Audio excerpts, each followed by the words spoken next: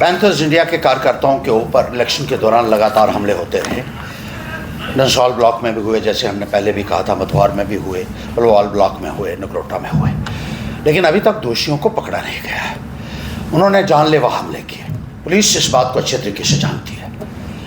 Reports की गई, FIRs कटाई गई, किडनैपिंग की कोशिश की गई मेरे बेटे को, और यहाँ जो लोग जिन लोगों के सामने किडनैप किया गया मेरे बेटे को, वो भी यहाँ मौजूद है। इन्होंने देखा, खुद देखा कि उसको पकड़ के पहले मारा, फिर गाड़ी में डाला, और फिर दूसरी जगह पे वो जब पुलिस के स्टेशन के सामने हमारे लोगों ने प्रदर्शन किया, उसके बाद वो एक बेहोश की हालत में मिला, जिसकी गवाही जो DSP है वहाँ के, उनको भी मालूम है।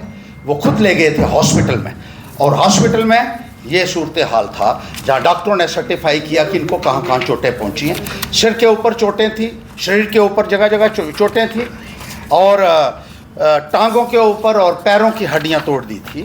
ये हालत है, ये देखिए सिर इनके इस कदर ये है। ये इस हालत में पुलिस वालों को हमने इन बच्चों को पेश किया जिनके ऊपर हमला हुआ था। और उस वक्त पुलिस ने कहा, जब हमने प्रदर्शन किया वहाँ पुलिस स्टेशन के बाहर, तो उन्होंने कहा कि मुजरिम वो जो है वो फरार है। हमने कहा हम उसके घर में जाएंगे, 200-250 लोग था हमारा। उन्होंने कहा नहीं, आपने नहीं जाना है, हम खुद ही कर लेंगे। उसके आधे घंटे बाद मेरे बेटा जो है बेहोशी की हालत में वहाँ से मिला। किडनैपिंग है, अटेम्प्ट टू मर्डर है, उसके बावजूद भी इन लोगों ने उनके खिलाफ कोई कार्रवाई नहीं की है। और हमें ये कहते हैं कि रात को 12:30 बजे आपने रास्ता रोका था, ट्रैफिक, वेहिकुलर ट्रैफिक को आपने वहां रोका।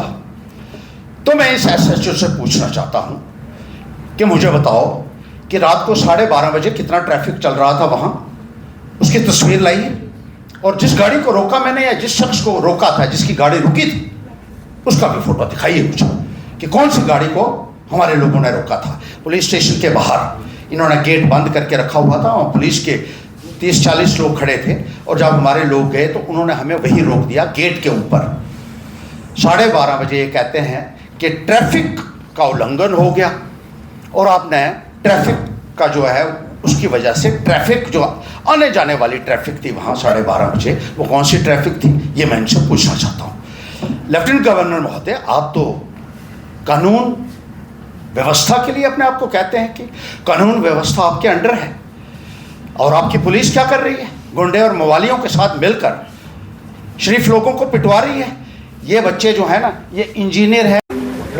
नगरोटा बाईपोल्स में चुनाव लड़ने वाले हर्षदेव सिंह हमारे साथ हैं, और जिस तरह से चुनाव के समय में बहुत कुछ हुआ, इन्होंने इल्ज़ाम लगाया कि इनके बेटे का किडनैप भी हुआ था और पुलिस ने कोई कार्रवाई नहीं की, और आज एक बार फिर से सामने आए हैं। सर मुझे बताइए, आज आप बाकायदा सारे तथ्यों के साथ आए हैं, पुलिस ने, आप कह रहे हैं कि कोई कार्रवाई नहीं की है। देखिए जी, ये मेरे बच्चों का हाल है। हॉस्पिटल में ड्रिप मारा है, सिर के ऊपर चोटें, टांगों में, पैरों में चोटें, और जिन लोगों ने मारा है पुलिस के SHO वर्दी में उसके साथ गले मिल रहा है। यह हालत है।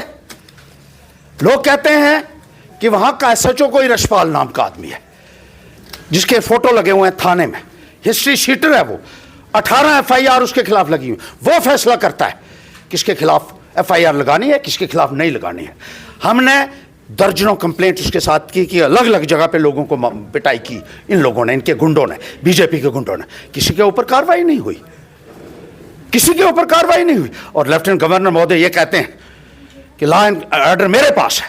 अरे गवर्नर साहब सुनिए, 3 लोगों को उस दिन मैंने, हम 4 बजे तक, रात को सुबह तक हॉस्पिटल में रहे, जब बेटे को जो वहाँ हॉस्पिटल में जो है वो अनकॉन्शियस स्टेट में वहाँ लाया गया, तो वहाँ मैंने देखा एक आदमी को बताया कि दोनों बाजू काट दिए गए हैं उसी दिन, एक दिन की बात, और एक आदमी को जिंदा जला दिया गया है।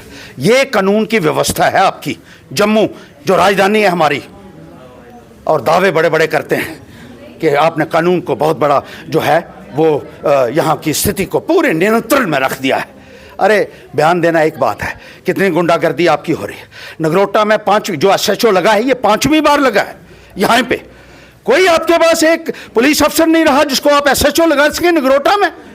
इसलिए इलेक्शन से पहले लगाया गया, क्योंकि आपको मालूम था कि वो किस तरीके से पहले भी आपके लिए काम करता रहा है। जो करतूतें हैं वो नगरोटा में जाकर मैं इल्तिजा करूंगा, आप सबसे पूछिए उसके बारे में कि क्या चीज़ है वो। और शराब जिस तरीके से पुलिस की गाड़ियों में सप्लाई की गई, नगरोटा थाने के अंदर जिस तरह से के गुंडा और मवालियों का कब्जा है, जिनके फोटो लगे हैं, लोग कहते हैं यही SHO है यहाँ के, ये सूरत हाल है। हमारे लोगों को हमला किया गया, ये देखिए। और उसके बाद जब हमने FIR लगाई, कोई कार्रवाई नहीं हुई है। और हमारे लोगों ने जब वहां प्रदर्शन किया तो हमारे ऊपर उन्होंने पर्चा लगा, FIR। वो आपने रात को 12:30 बजे यहाँ जो है वो ट्रैफिक को रोका था। हम बताएंगे कितना वहां ट्रैफिक था रात को। कितने लोगों पे, कितने आपके बेटे के समेत कितने लोगों के ऊपर है। ये देखिए, ये क्या क्या हमने सारे फोटो लाए। ये देखिए हॉस्पिटल में मेरा बेटा जो पड़ा हुआ है, जिसके जो है बेहोशी की हालत में ड्रिप लगी हुई है, और टांगे और पाँव में फ्रैक्चर आया हुआ है। ये सिर में चोट लगाई है, बेहोशी की हालत में। ये देखिए, ये जो है फोटो है, ये देखिए, ये सिर। इसमें कोई कार्रवाई नहीं हुई, कुछ कार्रवाई नहीं हुई है। ये देखिए। तो अभी आपने इसको लेकर अब क्या सोचा है आपने, क्योंकि अगर पुलिस कार्रवाई नहीं कर रही है, उपराज्यपाल पुलिस को घसीटूंगा, सुप्रीम कोर्ट तक ले जाऊंगा, सुप्रीम कोर्ट में जाऊंगा। इन लोगों की बेईमानी जिस तरीके से ये चलती रही। दूसरे नंबर पर हैं आप चुनाव में, बाईपोल में 17-18 हज़ार लगभग वोट लिए हैं आपने। अरे हाँ, जी जी बिल्कुल लिए हैं। आपको लगता है कि मतलब पहले बड़ा लाइटली ले रहे थे आपको कहीं ना कहीं चुनाव से पहले, चाहे वो पुलिस अधिकारी हो या फिर बाकी लोग? देखिए, बिल्कुल बहुत ही लाइटली की बात। यहाँ जिस तरीके से पुलिस और प्रशासन मिल के जिस तरीके से ना गुंडा कर दी, मैंने DC को लिख के दिया है, यहाँ पूरे डिटेल दी हैं। अभी तक कोई कार्रवाई नहीं है। SHO को मैंने बार बार कहा, SSP को कहा, वो SHO से बात करो, उनको पता नहीं ब्लड प्रेशर है ज़्यादा क्या है। बाइस्ड होके काम किया गया सारा, वो टोटली बाइस्ड होके काम किया है। पुलिस की गाड़ियों में शराब गई है। आप किसी से भी पूछ लो, किसी से पूछ लो आप, किस तरीके से ये गुंडों को पनाह दी है। अरे हमने वहाँ जब ये हमला करने वाले, हमने कहा हमारे लोगों का पीछा कर रहे हैं ये लोग। SHO को कहा 2 घंटे तक SHO वहाँ नहीं पहुँचा, जहाँ पहुँचने के लिए 20 मिनट लगते हैं। जब उनको मौका दिया, पहले अपना काम कर लो आप, उसके बाद जैसे अक्सर होता है। और यहाँ घरोटा में तो ऐसे बनाया उन्होंने जैसे फिल्मों में हम देखते थे कि गुंडा आता है और पुलिस वाला उठ खड़ा होता है। जनाब, आपने बड़ा एक लॉ एंड ऑर्डर का इशू उठा रहे हैं, आपके साथ तो हुआ ही हुआ, क्या कंटिन्यूस आगे भी उस पर ध्यान रखेंगे? जो बिल्कुल रखेंगे, बिल्कुल रखेंगे इस ध्यान। कोर्ट में बैठूंगा, अब मैं वकील भी हूँ, मैं देखूंगा। अन्याय को बर्दाश्त हर से नहीं करता है, कानून को मानने वाले हमारे जो लोग खड़े हैं ना यहाँ, ये इंजीनियर हैं, MBA हैं, MTech हैं, BTech हैं, यहाँ सब पढ़े लिखे हैं, और इनके ऊपर डाल रहे हैं। आपने रात को 12:30 बजे जो है वो वहाँ थाने के बाहर रास्ता जो है ट्रैफिक को बंद किया था, और जो अटेम्प्ट टू मर्डर कर रहे हैं, जो किडनैपिंग कर रहे हैं, वो सब ठीक है। ये पुलिस का काम।